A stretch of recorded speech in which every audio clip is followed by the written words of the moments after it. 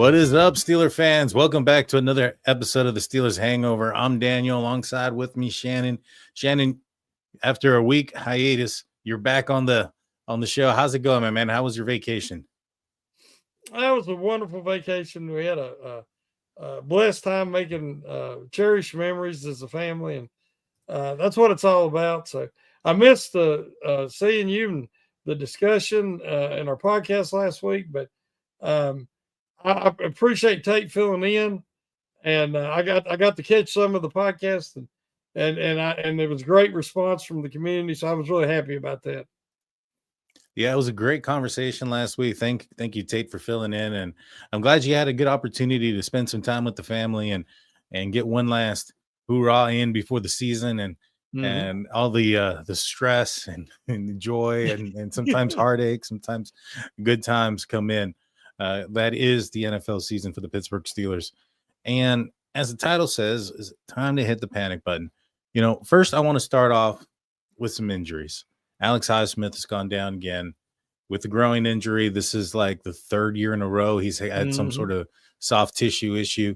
Are you concerned about? I mean, how concerned? I mean, concern has to be there, but at a certain point, like what do you blame here? Is it the conditioning? Is it the fact that Coach Tomlin has decided to run practices at the hottest time of the day and people are getting dehydrated and getting hurt? Like, what are your thoughts on this?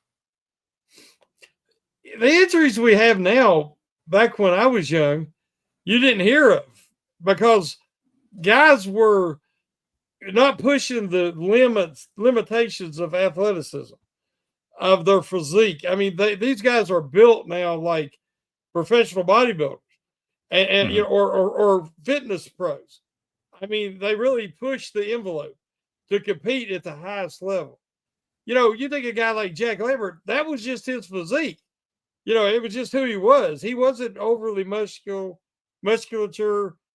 And you didn't hear about hamstrings back then much. You didn't hear about, they didn't tweak their groin as much. But I think when you have to constantly push and push to compete at that level, for some guys, their bodies just won't hold up. Not everybody's ligaments and tendons are made for that amount of mass. I was really impressed with, during the Hall of Fame speeches, seeing Jared Allen again, because I remember Jared Allen as a 290-pound, 6'5" defensive end, and now he's probably 230 or 220. Much smaller, like Marquise Pouncey. All these guys, after they get out of football, they drop that weight. It's not natural. And the body just doesn't, when you put that much mass on, especially if it's not your more of a natural frame, it seems like these injuries keep popping up more and more. And Alex Highsmith is an outstanding player. And I think that when you consider he was a walk-on, a lot of what he's accomplished is just through his incredible work ethic, his commitment to the game, and by pushing his body to its limits. But again, makes you very susceptible, especially to soft tissue injury. So, am I concerned? I am some, because, as you say, it's affected him in season 3 years in a row, where he's even missed some time. Now, I like the Steelers' depth, but I'd rather it be depth and a rotation, not having to play multiple games because of an injury. Yeah, no, I agree. You know, this is a good opportunity for a guy like Jack Sawyer to get some playing time. And, when Tomlin, talked about the injury, he said it wasn't day to day. So it's obviously at least week to week, if not further along. The severity of the injury hasn't been explained. And at this point, they don't need to. But he's not the only one. Calvin Austin has been injured. He's been sidelined for the last couple of days. So is Joey Porter Jr. Sayamalu's been in and out. Broderick Jones has been in and out. At a certain point, you're seeing people, players drop like flies, similar to last year. And, last year, I think a lot of the blame had to go with maybe perhaps, the new strength and conditioning trainers. Having a quarterback going out there and pushing the sled probably wasn't the smartest idea. Yeah.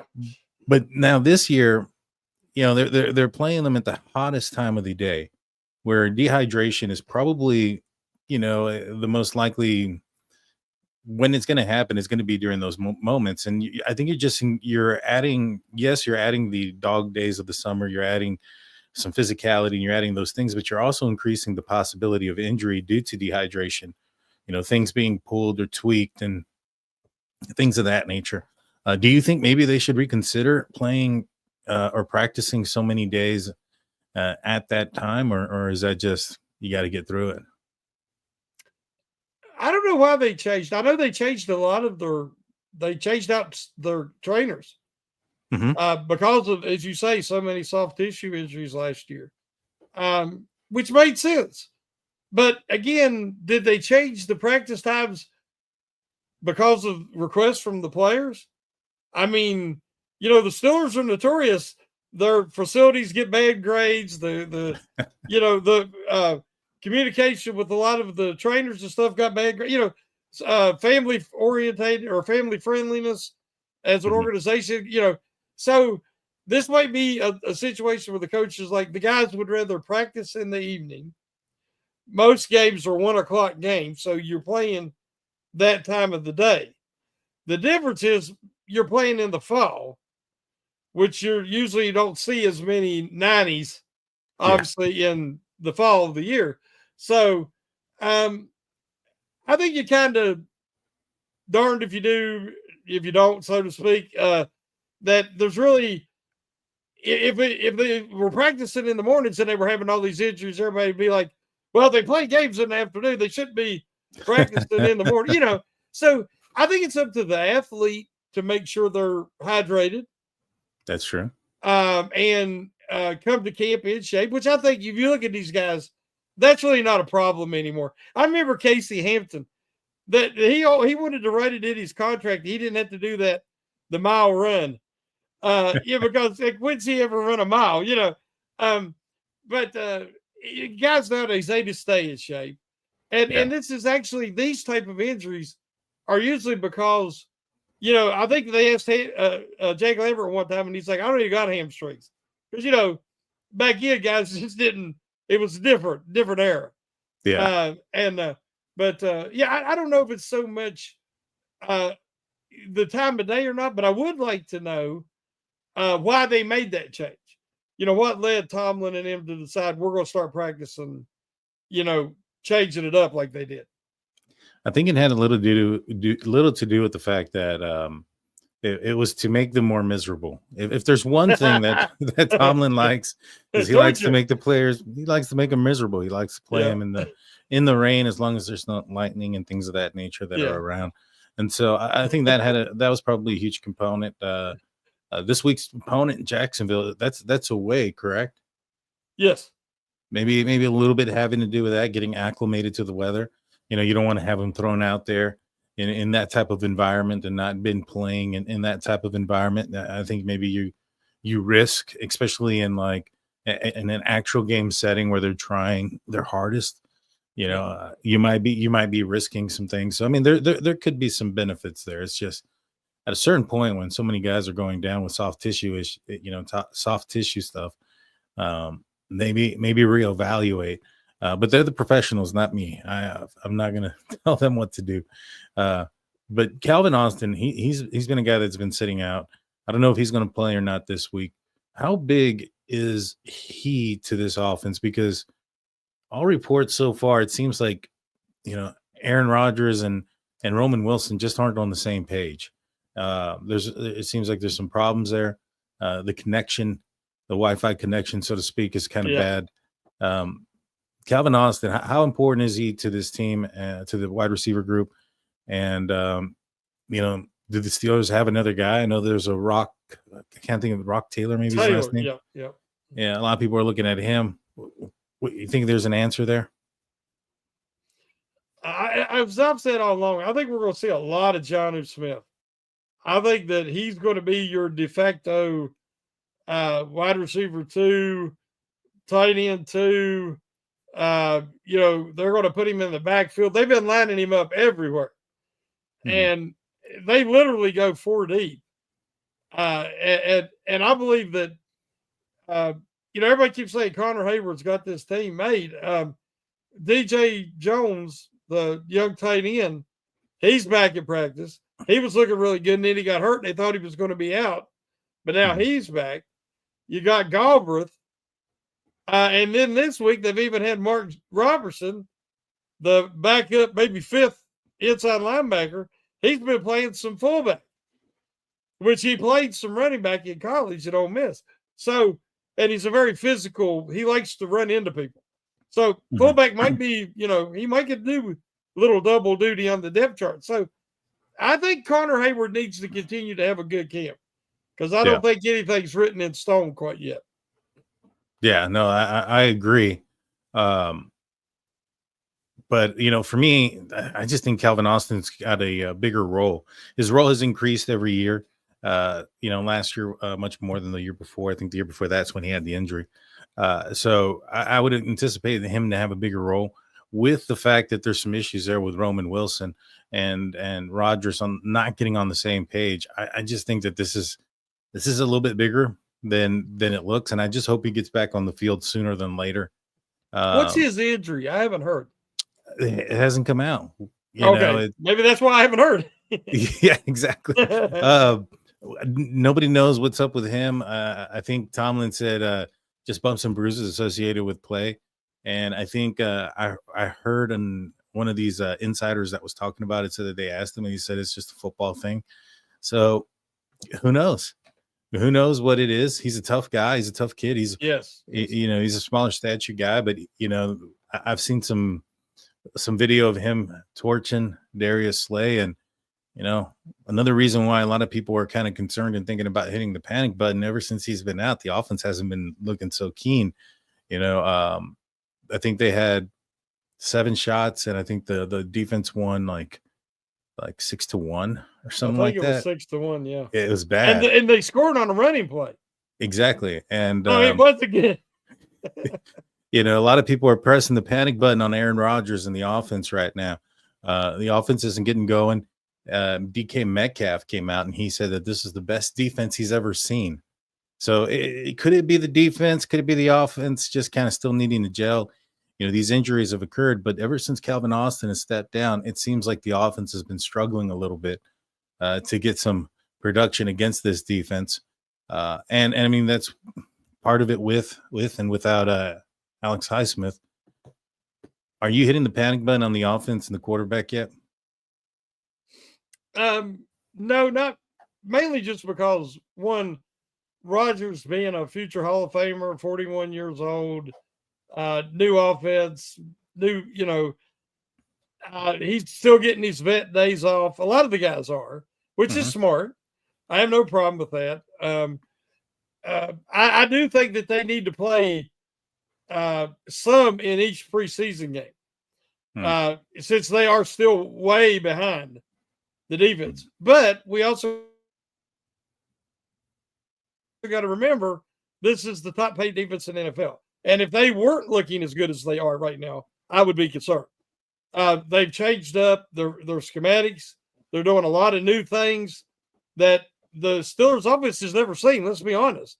This team in the past, the success they've had at camp has been a lot of dump downs to the running backs and stuff like that. And this, they're not giving that away this year. They're playing up closer. They're playing tight. They're playing man. I think they're going to do that regardless if it's Cincinnati or whoever they play. They're going to make you beat them. So I like this aggressiveness on defense. So I'm not panicking yet. I just want to make sure Rodgers gets enough reps and they get enough reps together with the offensive line that they can, hit the regular season ready to roll. They're not ready, but they still got 3 preseason games to go. So I'm not quite ready to hit the panic button yet. So you think we're going to see Rodgers this weekend? I would. You would? I hope so. I think that it's probably a good decision. You're absolutely right. They're going up a very good defense. You probably also want them to build some confidence. Let's just say that The defense is just that good, which I think it has a very good likelihood chance of being that good. There's stars across the board, and from all accounts, the rookies on the defensive line have been as advertised.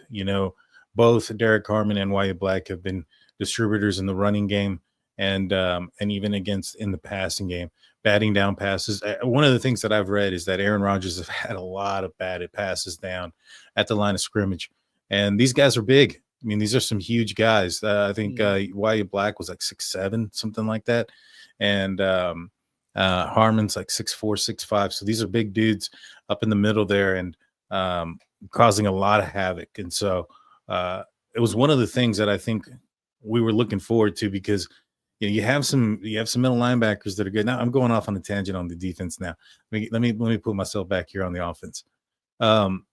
I think you want to build some confidence, because if they're going up against a very good defense, you don't want them going into the regular season kind of down on themselves. You want them to build that confidence, and I'm hoping we see at least one series out of the offense. Aaron Rodgers, DK Metcalf, your starting guys, everybody that's healthy can be out there, and I think that'll be good for them.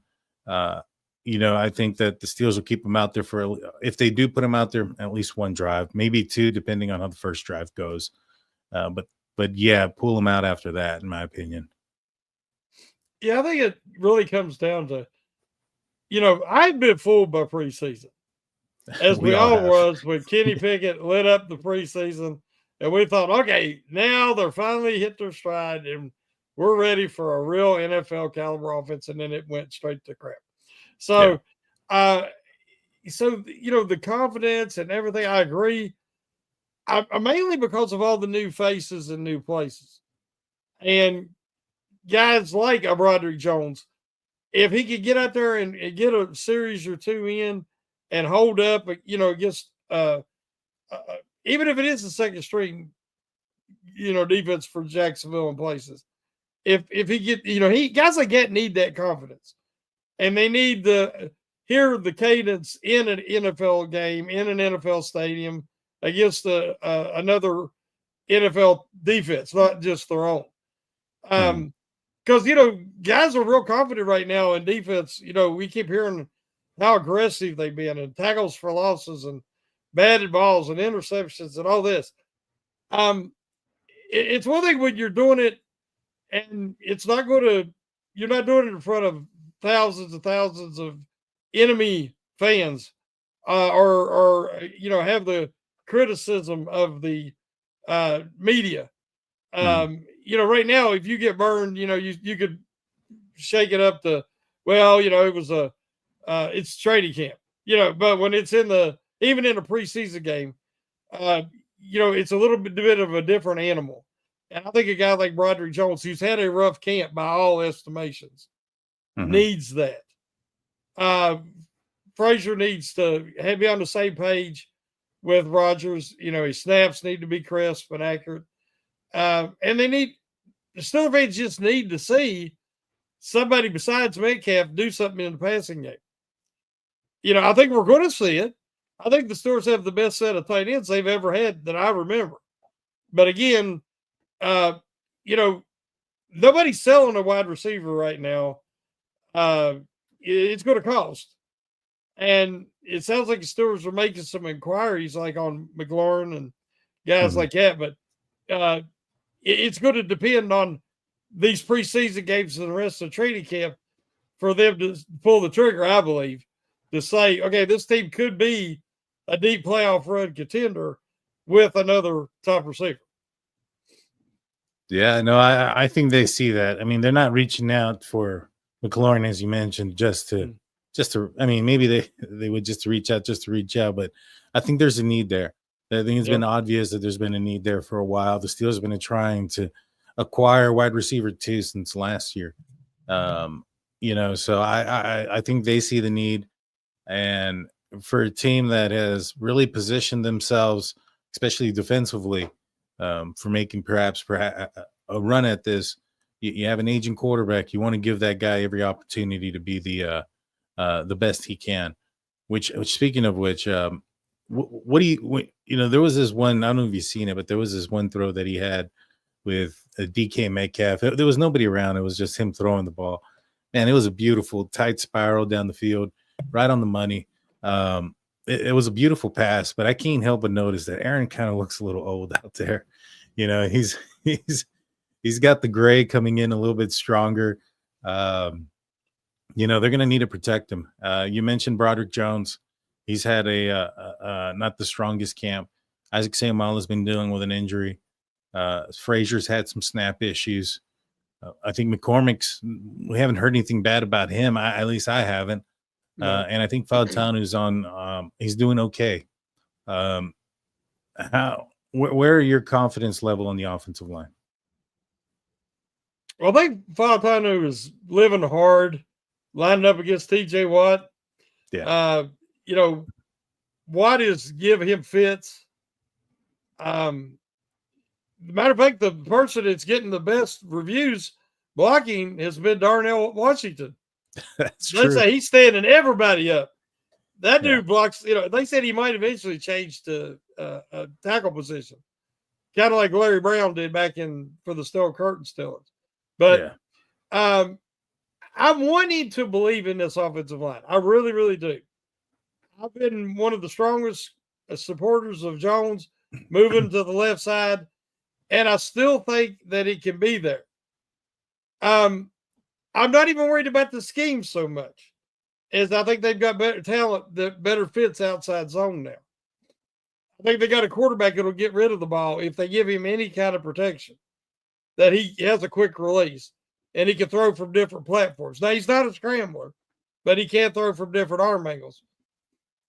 But I'm still concerned about Jones not being more confident and more dominant at this stage going into year 3. Mm-hmm. And Seumalo, they made this, I don't know if you want to call it a gamble, but that he has another year of high quality play left. Because I think the rest of the guys I feel very confident about. With Seumalo, health obviously is going to be a big thing at his age. But I still am not impressed by the coaching, because a lot of the mistakes, every player makes mistakes, but effort cannot be, there has to be consistency of effort. And you play to the whistle. Now, you don't have to worry about that with Frazier and McCormick and Fautanu. But Jones last year, and we know, if things don't go right on his initial blocking assignment, he stands and watches too much. Now, from what I'm hearing out of camp, that he gets out of he loses focus when he makes a mistake. It ain't just that play, it affects the next couple of plays. And that's when the coach, and I'm not hearing about anybody doing this. Now, maybe somebody is, and, I'm not there, but somebody needs to pull him to the side and say, listen, you was drafted. This is why, this is what you got to do. We're not expecting perfection, but we're expecting 110% on every play, and you play through the whistle, and you can't get pushed around by your own teammates. I mean, it's going to be much more hostile in enemy territory. So I'm more concerned about, it's funny, the Steelers had a core four, and a core four had all the talent, but he was just soft as a marshmallow. He wasn't intense. If you remember, he never pancaked nobody. He never played through the whistle. I'm worried about that with Jones. I mean, where are we going to see? He'll fight for a teammate. If there's a scuffle or something like that, he's one of the first guys in there. Gets a stupid 15-yard penalty. But I want to see him fight during the play and play all the way through. I'll take a late penalty there because he pushes somebody over the pile. Yeah. To try to continue his block, more than I would him running to try to defend a teammate that don't need him and getting a stupid 15-yard penalty. Yeah, no, I agree 100% with you. I think it's a concern. I think that I seen some highlights, one where Alex Highsmith embarrassed him. He went to the right and just cut to the left, and Broderick's just swinging his arms. I was like, that doesn't look good, man. I don't No. look good. And he just turns and watches. And you know, to me, I think that he's got some injuries. He's dealing with an injury now, and so I'm hoping maybe that once his health improves, that maybe perhaps his play will also improve. But there's got to be a leash on this guy. There's got to be a leash. I mean, it doesn't have to be a short leash where, hey, 1-2 games he's out. No, but there's got to be a leash, and there's got to be a backup plan, because it can a left tackle, very weak left tackle, can really ruin an offense. I Oh mean, it can yeah. cause it's the worst place to be really weak at, in my opinion. And so you can scheme things, you can do some certain things, but that player is usually going up against the opposition's best pass rusher, and that's the blind side of the quarterback. That can cause a lot of issues, and so I think the leash has to be there has to be a leash. I don't think they can just let him go out there and say, hey, we're going to give him the whole year, regardless of how bad it looks, because he's a first round draft pick that we moved up for. He's struggled, and he continues to struggle, and hopefully we see some improvement coming up against Jacksonville, and maybe perhaps he can prove us all wrong. I hope he does. I think it's above the shoulders. I really do. I Mhm. think if he could have a really strong game, kind of a coming out party at left tackle, Yeah, uh, to gain some confidence, and I think that we'll see what the Steelers drafted him. I mean, I see all the talent there. I mean, if he fails, I think it'll be more on him than it is on anything else, because he is finally getting to play his preferred position on the left side. Uh, but you can't risk him getting Rogers, uh, or any of your quarterbacks taken out. yeah, I've heard people say maybe move Troy Fautana to the left side. He's got great feet, great mobility, quickness. Um, I think the reason they drafted him was to play right tackle because they already had Jones. But if Jones flames out, you could put Jones back on the right side where you'd have help from Darnell Washington. You do what you got to do. But I think that he needs to start showing up and showing that intensity and that focus I'm talking about. And then we won't be talking about this anymore. hopefully. Mike Tomlin mentioned though that he's not planning on moving Fautano, that there would be other players that would come into play before Fautano got moved to the other side. Well, I agree with that, except that Fontana was way better than any of them. And left That's true. tackle is your most vital position with a right-handed quarterback. That's true. And I think Fontana is he's going to surprise people this year because, yeah, I hear about him struggling at times, but look who he's going up against. And you don't hear about it against other guys on that side. But Watt makes anybody look bad, but Arn sharpens Arn. And listen, the regular season games will seem easy to him versus going against Watt every day at practice. So I expect Fontana to have a monster year. I do too. I'm looking forward to it. I'm looking forward to these guys going out there and proving their worth. We're gonna take a quick break. When we get back, we're gonna talk more about this Pittsburgh Steelers team. We'll look at some risk and rewards and some other things that are going on in the world of the Pittsburgh Steelers. Don't go anywhere. We'll be right back after a few words from our sponsors.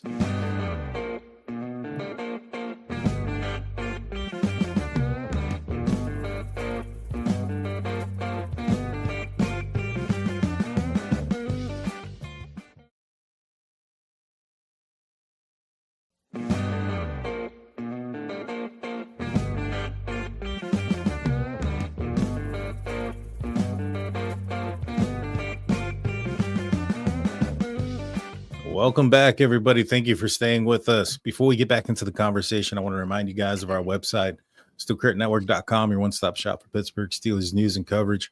Go check it out once you're done listening to this. And while you're there, go check out the other audio-only podcasts. These are the podcasts that don't air on YouTube if you're watching this on YouTube. This would include mine, It's called State of the Steelers. It airs on Saturdays about 11 a.m. You won't be disappointed. Go check it out. Go check out the one that I just did. All righty. So with that being said, let's get back into it. Panicking on the offensive side is uh,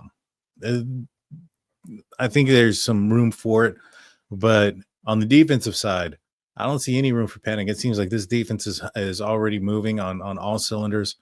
A lot of good things coming out of the front guys, the rookies. Um, how excited are you now about this defense? I know maybe perhaps some folks may have been concerned when Minka got traded away. He was the brains back there. He was the glue. Seems like the Steelers are moving okay without him. How impressed are you that they've been able to do so? Well, I think that they finally are doing what we've been begging for so long in the going aggressive, talking about, hey, we're going to play man, we're moving guys around. The guys, Watt has dropped back in the middle at times, and Highsmith, and we know that Herbie can do that, and so could Harrison, and they're moving guys around where they can't just automatically key. Like, we know Watt's coming from this side, and we're going to double and triple team him. Well, if you're moving him around, if you're focused on where's Watt going, you're going to blow a blocking assignment. It happens. Happens to the Steelers all the time against teams that are creative. And then with the pass rushers that the Steelers have, and even guys like Wyatt Black, I mean, as you said, the great wingspan and batting balls down and collapsing the pocket. Quarterbacks are not going to be comfortable. Last year, there was a lot of times Steelers set forward and nobody got home. Nobody even pressured the quarterback. And guys, quarterbacks find the rhythm that way.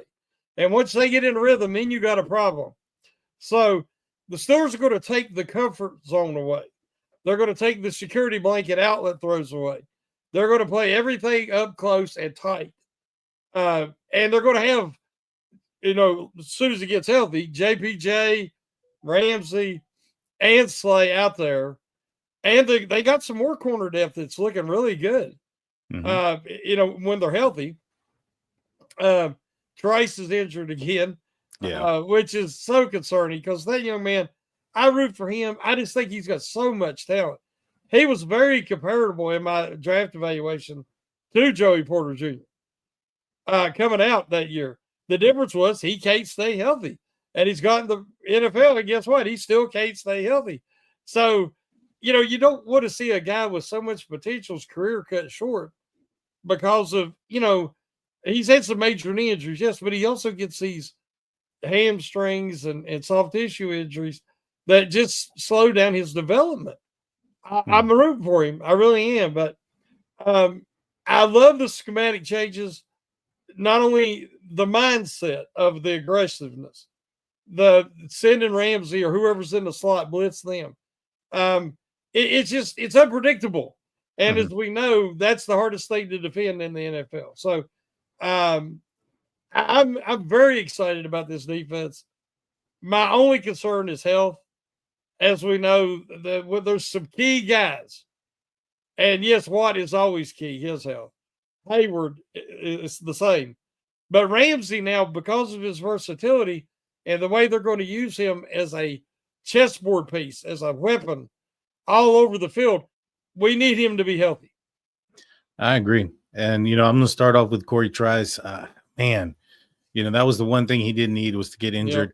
Yep. And it seems like this was one of the ones that was not characterized as day-to-day. So this one's going to be a little bit more along the lines of week to week at best. And there's only 3 preseason games to go out there and showcase what you can do.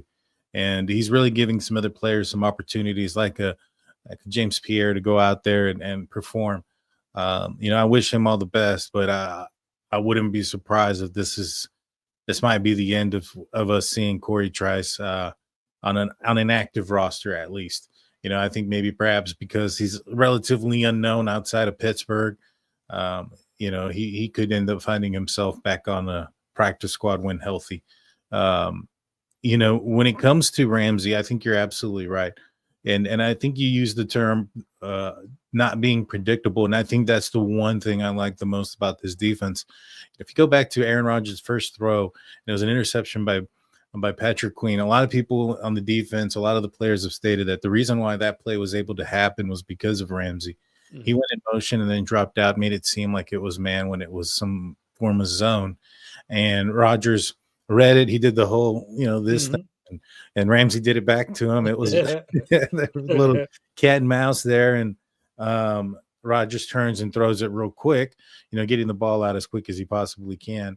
And which, if they were running a man concept, would have been open, but it wasn't the case. And Patrick Queen was able to undercut it and intercept the ball and hold on to it, which was one of the things that kind of plagued Patrick Queen a little bit. So it was good to see that. But all that was because of Ramsey. And one of the things that was said quite a bit about the Steelers defense last year was it was vanilla. It was predictable. It was what you see, what you get. And certain quarterbacks and offenses were starting to pick it apart, especially towards the latter part of the season. So you're absolutely right. He's going to be a huge component to this defense. He's going to have to stay healthy. Joey Porter Jr., he's dealing with something, but it doesn't seem like that one's going to be something as serious. But I liked what they have done with this cornerback group. And I think that what they're able to do is going to make the quarterback pause. And if they can make the quarterback pause just for a second or half a second, and it don't take very much. TJ Watt, Alex Highsmith, they're going to be there. And I'm really excited about this defense. If they can stay healthy and the offense can do their part and keep them off the field, and maintain possession of the ball as well, this could be the makings of a championship defense. I'm encouraged by, looking back last year, I didn't really pay much attention once the Jets kind of fell out of contention and, trying to bring in Devontae Adams and got, during all that time. Rodgers got better, even though that was not a very good Jets team. His performance improved the second half of the year. Actually more than the last 8 games. But we'll just focus on the last 7 or 8. And that's what I want to see out of this team this year. I think the offense at first is going to be a work in progress. But I want the Steelers to develop and improve throughout the year and be playing their best football at the end of the year. Kind of like the year that they was a wild card and made it all the way to the Super Bowl. That's what I want. I want to see them going in on a roll with confidence, playing their best ball. And, with the guys they have some very experienced players, some of the best of their era. And a lot of these guys, if they could get them relatively healthy to the playoffs, then you don't know. Anything can happen then. And so I'm willing to take the growing pains at the beginning of the year.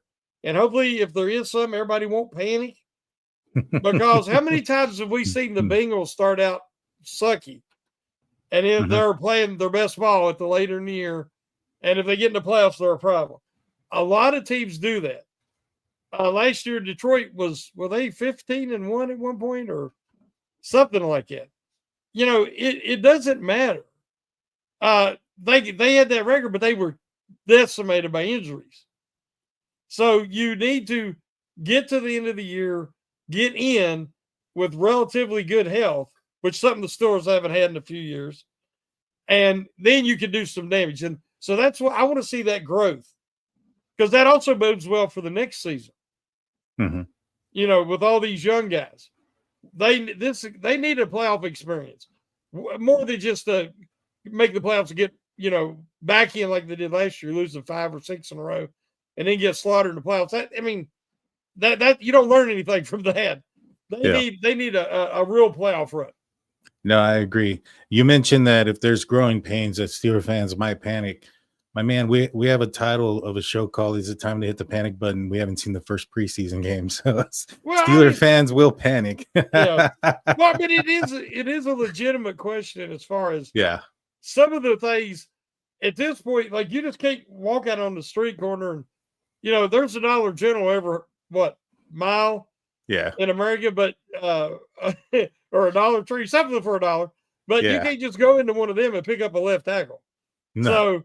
So, some of these concerns are pretty big. We need Rodney Jones to start looking like the first round left tackle that the Steelers picked him to be. Yeah. No, I agree. And I 100% think there's probably going to be some sort of growing pains early on in the season. But I do think that a big part of maybe perhaps some of this growing pains that we're seeing in the out of practice is because who they're going up against. And I think it's a strong defense, and I'm excited about the defense. Now, you mentioned the Bengals kind of coming in sucky. Usually that's because they don't play in preseason. What is the risk and reward of a team playing their players during preseason? And how do you think the Steelers are going to balance it out this preseason? I think it really depends. Like, I've been shocked. I understand the Bengals got so much money invested in their uber talented offensive skill set guys. I mean, they're top of the line, cream of the crop in the NFL, in my opinion. You don't want to get those guys hurt in meaningless games. I understand that. But they've started the last few years 0-2, or 1-3, putting themselves in bad positions towards later in the year. They're fighting for a playoff spot. And you have to be perfect then. So I think it would really depend on, the age of your stars. If there's some guys that's a little bit more at risk than others, you want to play them at least limited snaps. Early. You want to have, you don't want their first taste. Like a lot of the Bengals, their game one is their first time playing together, coming out of the gate. And that's tough, because you have to knock the rust off and get your timing down. And you can't simulate that at training camp. Even if you do joint practices, you can't simulate that. So, for this Steeler team, they have some older guys that you don't want to put out there at risk. Anybody can get hurt, but you know what I'm saying. Some guys, there's a little more opportunity for a guy like, say, TJ Watt, the way he plays. I think it was last year in the preseason game, wasn't it, that a guy did a low block on him and he started the year with a sore knee, if I remember right? Yeah, that was like the last game of preseason or something like that. Yeah. So, I mean, that can happen because these guys are, what was it Coach Snow said, going to sell life insurance or whatever? Yeah. They're getting ready to go into their life's work, and they're like, well, I can't block him, and they go low. So, it can be a disaster. But there's just so many guys that are new to this team that need a few reps at least, I think, that I would be willing to risk it so that they can start out the season good. Because if you look at the schedule, they got a lot of conference games, divisional games at the end of the year again. Yeah. They got a pretty tough closing schedule again. At least how it looks right now. That can change once the season starts and injuries and everything. But the Steelers need to get off to a good start again. Yeah, no, they definitely do. For me, I think you're right. You got to balance it out. I think that on the defensive side, you can probably afford to sit a couple of players, like your TJ Watt, your Cam Haywards, because I think defensively they're humming a little bit. More so than the offense, and I think that even Mike Tomlin has kind of mentioned that defenses kind of get it going before the offenses kind of take some time to gel and things of that nature, and so not saying that the defense doesn't need to gel, but they're already humming on all cylinders to a certain extent. And you probably don't need, you also don't have, well, you do, you have quite a new faces. There's new guys everywhere. Everywhere. Yeah. They're all over the place. So you do want that chemistry. I would think that you probably aren't going to see a Cam Hayward or TJ Watt. I wouldn't play those guys in this game. I would limit probably, Ramsey and Darius Slay. JPJ, if he's healthy and he's completely healthy, I'd like to see him out there for quite a bit. Patrick Queen and Peyton Wilson, I'd like to see them a couple of series as well.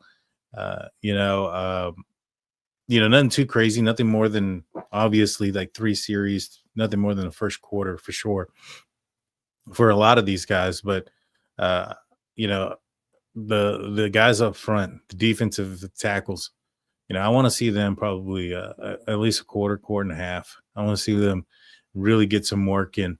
Um, what do you think? Where are you at on about the amount of play that you expect to see some of these guys? Or we'll start off with this: who do you expect not to play at all in the preseason game, and then go from there? I just got a funny feeling Rodgers ain't playing Saturday. Hmm. I think that with the offensive line still, gelling and with what happened to him in New York his first season, I That's true. think that we might see him, on the sidelines and let Mason get a good bit and then turn it over to um, Howard and Thompson. Hmm. Uh, I don't think we'll see Thompson much other than that fourth camp arm. It would shock me if we do, but uh, I think again, I think Jones needs this.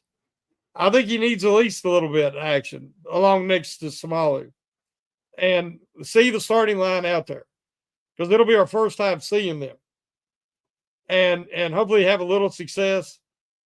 Everybody get off the field healthy, and then you start bringing in your substitutes, your second string and third string.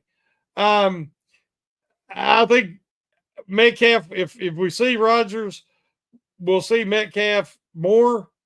If not, we'll see him with Rudolph just a little bit, and then Metcalf's going to be out. You know what I'm saying? Yeah. Uh, defense, I don't think we'll see Watt or Hayward. Um, but I think the other guys will play at least a series or two. Just Mhm. communication. The because they're not going to show their hand in the first preseason game, but I Right. think they will want to get a few of those reps in. Very excited to see Cole Holcomb. Mhm. I would love to see Wilson with the green dot, and then Holcomb be the backup green dot, Yeah. and because we see with Queen like on that first interception of camp, the intelligence isn't the problem. What is the problem is some guys when they have to call out alignments and call out formations and move people around and they're worried about everybody else getting everybody else lined up, they lose their aggressiveness and their natural reactionary instincts. And we see guys get paralyzed by overanalysis, the paralysis of overanalysis. Yeah. And I think it happened to Queen last year. And he was not as aggressive as he was when he did not have to do that with the Ravens. And it was Raheem Smith who did everything that way. Some guys are really good at that. Well, Peyton Wilson could do it, and we know Holcomb could do it. But I'm anxious to see Holcomb out there. Um, I don't think we'll see Joey Porter Jr. because I think they'll be cautious with this injury. Yeah. And the same could be said about Highsmith. I think if the groin, the last thing you need him to do is to tear it worse in a meaningless preseason game. So I think they're going Very to give true. him a little time. But everybody else, I think we're going to see. Yeah. Yeah, no, I agree. I agree with your assessment. On offense, I really want to see Roman Wilson on the outside. I want to see him get some work as wide receiver, Yeah, yeah. I guess one or two, however you want to put it, but on the outside, getting in that work, seeing how his route tree has progressed, see if he's on the same page with the quarterback. Now he's going to be working primarily probably with Mason Rudolph, as you mentioned. I do think you're probably right there. I don't think we're going to see Aaron Rodgers out there until the game 2. But I do think that we're going to end up seeing Rodgers play in the last 2 games. There's quite a bit of a time off if he doesn't play in the last game between week 2 preseason and week 1 of the regular season. So I wouldn't I wouldn't feel comfortable with that. But I think you're right on this game. He's probably not going to play. Like anybody who's dealing with an injury is probably not going to go out there. Calvin Austin is another guy who I don't think we'll see as well because he's been kind of being held out here recently. But you made an excellent point. Seeing Peyton Wilson with the green dot, I think that a lot of people would want to see that as well. offensively, just kind of going back, man, I can't wait to see Caleb Johnson and how he runs with the ball. I've heard so many things about him, the burst, the second step, the vision. I want to see it portray out there in the black and gold for the Pittsburgh Steelers. I highly anticipate that Jalen Warren is going to get some snaps as RB1 in this game, and we probably aren't going to see Caleb until maybe the third series or so, maybe even the fourth. But when he comes in, I think he's going to get a heavy workload, as that running back there. And I think we're going to see him a lot as a third down as well. I think they want to see him pass protect and catch the ball out of the backfield. Yeah, that's the biggest questions. I mean, the talent's there, and the effort's there. Mhm. I heard Warren talking about just how hard he works, trying to improve as a pass blocker. And that's all you can ask for. I mean, if you get a guy with that talent, that physique, with that work ethic, he'll get better. It's just it'll happen. It's just going to take time and patience. But as you say, he can definitely run the ball immediately. But they'll want to work him in slowly during the regular season, so there will be a blown assignment, put him in a pressure cooker, so to speak, and maybe hurt his confidence. Been very excited about Gainwell, which I keep mentioning Gainwell. Yeah. A lot of people just look at him as running back 3. But again, this team is setting up the way Khan and Waddle has put this team together. Jonnu Smith, they've been lining him up, letting him get some carries out of the backfield like they did Peterson. Not Peterson, Patterson. Patterson was your running back 3. He got a good bit of carries. When they would struggle with Harris and Warren was injured, they went to Patterson, and he did really good last year. And so I think they're going to try to use Jonnu a little bit that way in the screen game. They've done it practice some already, but they've been using Gainwell and lining him up out wide as a wide receiver. Lining him up in the slot, because once he gets the ball in his hands, he is hard to tackle. He gives the Steelers fits. Yeah. And so I think that they've got some chess pieces there. Calvin Austin, when you get him back healthy, they haven't been doing it. They've been putting him out wider in the slot, but I put him in the backfield, try to get him matched up in coverage on a linebacker or a safety. And ain't none of them staying with him. He'll leave him in the dust. So I just like the versatility. They're showing us the aggressiveness on defense that I've been pleading for. But I want to see them use these guys creatively on offense, because there's more talent there than they had last year. Trust me. They have more talent. Last year they had the only 2 explosive offensive guys was Pickens and Warren. Yeah. Who else did they have? There was nobody last year. Now you've got a lot of weapons. Now you've got to be creative enough to use them. But so far at practice at camp, we're hearing that they're using them. And Darnell Washington's catching balls. That's true, and down the field too. So it's not. Yes. It's not some of these just play action pass, 5-yard dump off screen type of plays. It's I think he caught a 29-yarder down the middle of the field from Mason Rudolph, and so they're utilizing his ability, and you're absolutely right.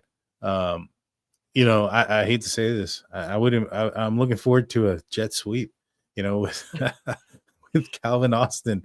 We haven't seen one of those in a while, but I think Calvin Austin has the speed to get around the corner and get to where he needs to get, so that he can break something open. And I think he also has the height advantage. I think this is the only time he's ever heard that. He has the height advantage to hide behind the offensive line on that handoff. And so I think he could be a weapon there. I mean, obviously if he gets smacked, he's a little guy, but I think he's got the speed, the quickness, he's got the toughness too. He's going to put himself out there, and he'll I have no doubt that he'll go out there and do those type of plays as well. So now I'm interested in seeing what they can do. I mean, even if they put him behind some of the big guys and kind of hide him and let him just get out there with that 4.2 speed, sheesh. Yeah. They got some speed guys on the outside. That's for sure. Well, him and like I said, Gainwell and Jonnu is hard to tackle. He's like Jonnu's one of them guys for Miami last year. He catch a 7-yard pass and pick up 10 because he's kind of slithery. He's hard to get a good shot on, and he always seems to fall forward. Yeah. And he, he'll just like kind of slither by a guy enough to get ahead of him and get that ball across for the first down, which we know a guy like Jalen Warren, really good at that. These guys on third down, that keeps the chains moving. Those guys are the guys you want to get the ball to on third down. And the other day, somebody was talking about Bobby Trice. And I'm like, what the heck is a Bobby Trice? And I'm not up to the lingo, I guess, Daniel. Bobby Trice is Robert Woods. Okay. That's his nickname, I guess, is Bobby Trice. That makes sense. Robert Woods. But I didn't know who they were talking about. I said, who the heck is Bobby Trice? Is this the guy they just picked up? Sounds like an agent for the FBI or something. Exactly, Bobby Trice, yeah. But they were talking about how effective he is and has been in his career on third downs. And it just hit me. I'm like, there's another guy, another third down guy where they struggled last year. Yeah. Another guy who could move the sticks. So I'm much more excited about this offense with a competent quarterback, whether it's Rodgers or Rudolph. If in case there is an injury, I think with a competent quarterback, either one of them can make this offense much more effective than last year. Yeah. Yeah, I think so too. I'm hoping so at least. I got confidence in Aaron Rodgers at this point that he's going to do, that he's going to be able to put the ball in places that maybe Russell Wilson and Justin Fields couldn't do it last year, mainly in the middle of the field, mainly getting the ball out of his hands fairly quickly. I also trust his ability to read the defenses much more, and maybe not so much as worse. I think Russ isn't a bad reader of the defense, but I just think he can't see the entire field. No, he can't because of his height. So I think that he also holds on to the ball a significant amount of time compared to where Aaron Rodgers is decisive and he'll get rid of the ball and he'll put and he's relatively careful. I know he's had some interceptions and he's had some bad passes here in training camp and things of that nature.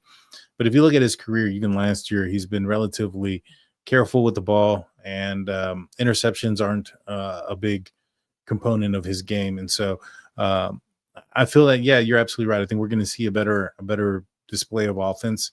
I just hope that those growing pains that I know we're going to get are at a minimum, because the last thing the Steelers need to do is keep their defense out there, and their defense is older. They got some older guys, and then now you have to deal with injuries and fatigue, and then it just kind of snowballs out of that.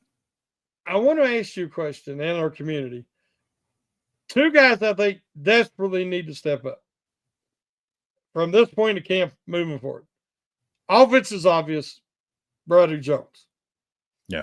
But defense, we're not talking. And we've went through multiple shows and not mentioned him one time. And that's a problem, Daniel.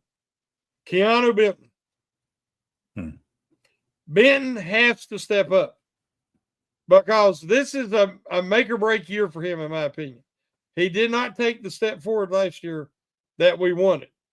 And he got dominated in those games late in the year, where they were getting the ball run down their throat. Because I think he's playing out of position in nose tackle. But any defensive lineman for the Steelers has to be able to play inside or outside. Cam Hayward can. Wally Black I think he should be a nose tackle right now. Yeah. And then Harmon is bigger and stronger than Hayward was when he came in the NFL. So these guys can all do it. The key to me is this line taking that next step is Keanu Benton. Yeah, no, you're absolutely right. I'm already looking past him at Wyatt Black. Oh, but that's because of his performance has been up and down. It's not. He's disappeared at times. And there's been some times where it's been glaring, as you mentioned, especially the last game of the season last year against the Ravens in that playoff loss. The defensive line just was horrible. I mean, the scheme, the game plan was bad. They allowed the Baltimore Ravens to run for almost 300 yards on them. And so, they needed to change. And you go out and make the draft picks of Derek Harmon and Wyatt Black for that purpose. You know what the problem is, and you're targeting it and you're fixing it. You know what I mean? Yep. But, and there's another place. Look at all the injuries. A lot of injuries on that defensive line. So, so there's just a lot of new faces and new places. So hopefully this injury bug will kind of, if there was a vaccine, I'd say take it. Because they're definitely susceptible right now.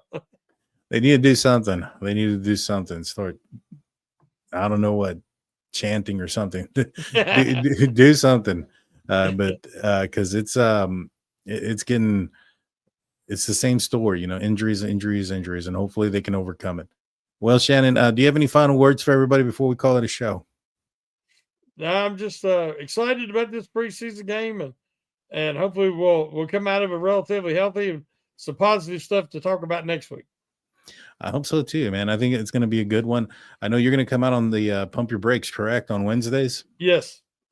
Now, the plan is right now that I'll have a show called Stay the Steelers on Saturday. The game is Saturday night, so that may change.